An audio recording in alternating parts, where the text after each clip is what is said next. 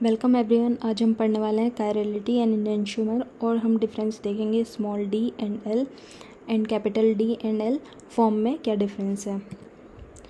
तो कायरलिटी क्या होती है? तो कायरलिटी एक 3D प्रॉपर्टी होती है मॉलिक्यूल में, जिसमें कोई भी मॉलिक्यूल अपनी मिरर इमेज से सुपर इम्पोज नहीं करता, तो हम उसे कायरल कंपाउंड बोल सकते हैं।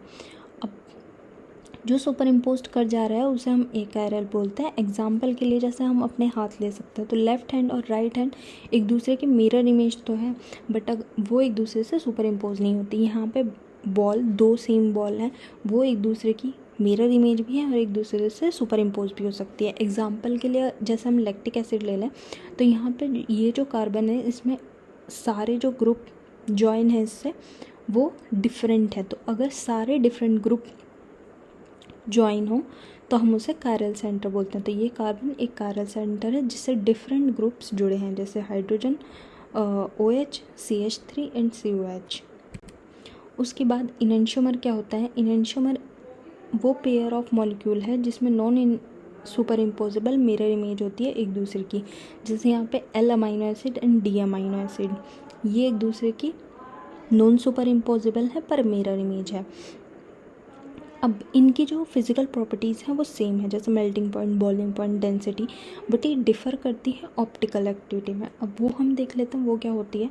तो ऑप्टिकल एक्टिविटी के बेस पे हम इसके small D and L form में डिवाइड करते हैं।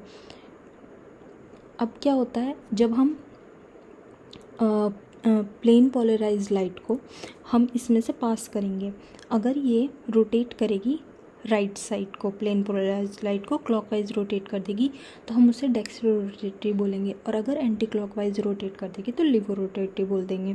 अब हम इसे ऐसे ही डिटरमाइन नहीं कर सकते हैं स्ट्रक्चर के बेस पे, इसका कोई रिलेशनशिप नहीं है, हमें इसके लिए एक्सपेरिमेंट करना होगा। उसके लिए हम यूज़ करेंगे polarimeter. Capital D and L form based करती है स्ट्रक्चर पे, जिसमें फिशर प्रोजेक्शन सिस्टम या रूल्स होते हैं। तो यहाँ पे डी एंड एल फॉर्म भी एक दूसरे की इनैंशियोमर होती है और मिरर इमेज होती है। एग्जाम्पल के लिए जैसे D glyceraldehyde and L glyceraldehyde एक दूसरे की इनैंशियोमर है।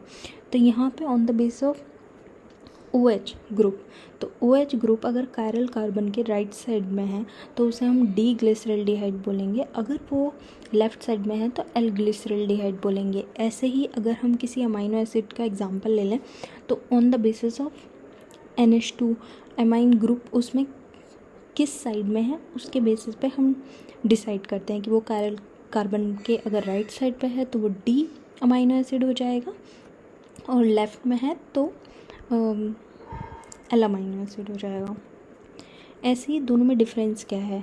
Capital D and L relative configuration है जो स्ट्रक्चर पे बेस करता है, and small D and L एक ऑप्टिकल रोटेशन एक्सपेरिमेंट है। ये दोनों ही एक दूसरे से इंडिपेंडेंट हैं, क्योंकि अब मोस्टली नेचर में एल टाइप के अमाइनो एसिड पाए जाते हैं। अब हम देख लेते हैं कि एक अमाइनो एसिड जो एल एलेनिन है, तो वो डेक्स्ट्रोरोटेटरी है।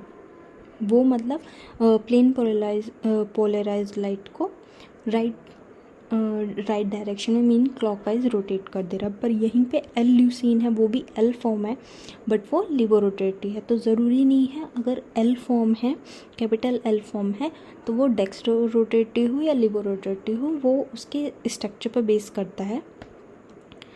ठीक है, तो ये मेन डिफरेंस होता है कैपिटल डी एल फॉर्म और स्मॉल डी एल फॉर्म में।